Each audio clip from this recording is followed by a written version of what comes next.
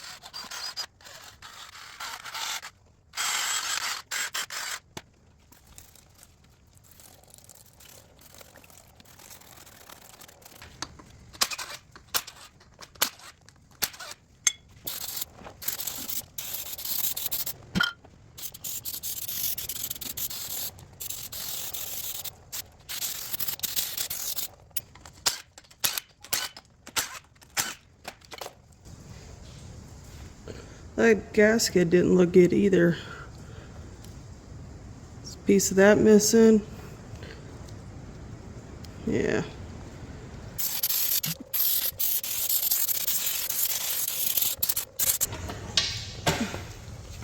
We'll try out this Harbor Freight air impact that I bought. When I went to the junkyard, I never ended up charging those batteries for my DeWalt's, so I'm going to be using air tools for now.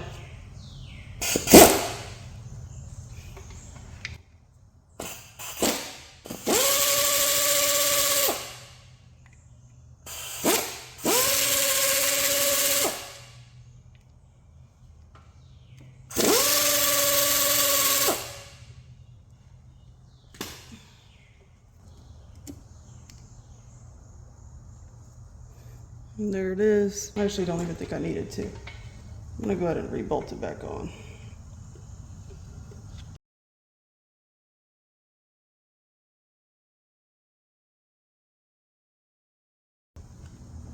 So I guess from here, I'm gonna go ahead and loosen all these cutter bolts.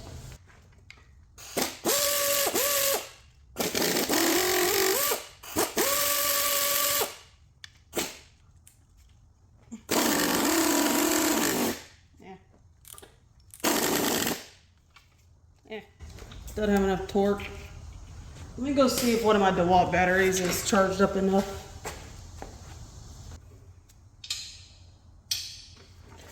All right.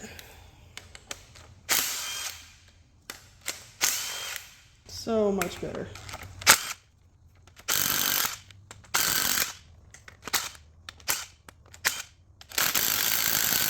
That felt terrible. That's okay though.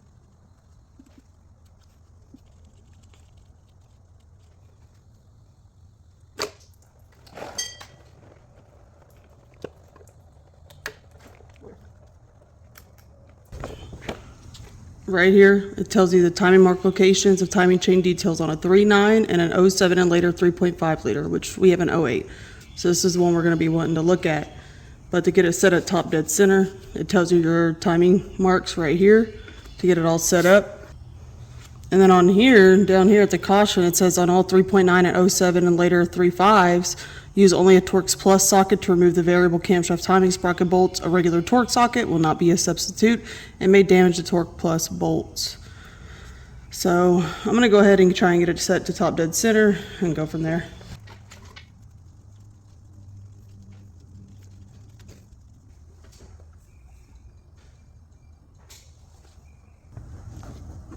So I don't know if y'all can see that, but there's a timing mark right there. This is the keyway, and then these are your two timing marks here to line up. And then if you look here, there's the other timing mark. I was trying to find it in this view.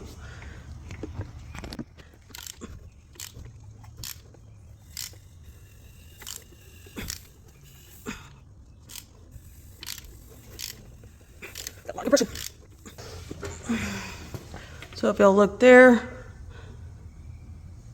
they're pretty much lined up. This one has to come over just a little bit more. It's about as good as it's gonna get.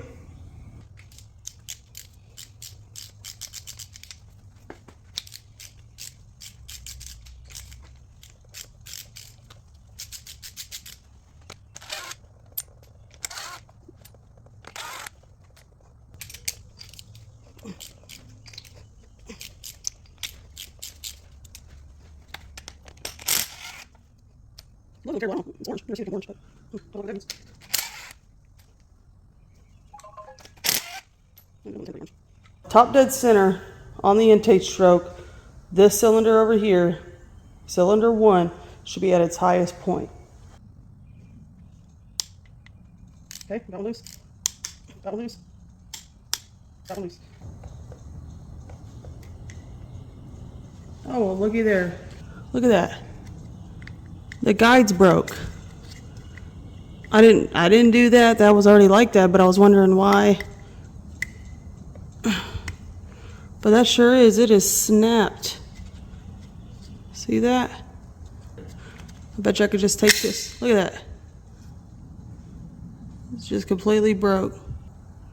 Oh, I'm glad I did that. I almost didn't do it.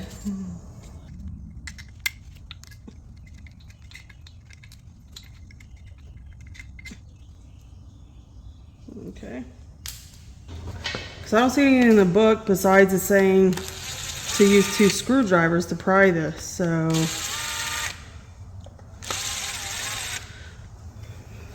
I looked at just this piece online to see how it's sold, and it's sold as a whole assembly, so I'm assuming when I take these out, it's just gonna slide right out. Oh gosh. But maybe not. Oh shit. 11 millimeters, I guess. I don't know why. They wanted to be different. But they... Okay. Yep, there we go. So we got it off. Let me bolt it again.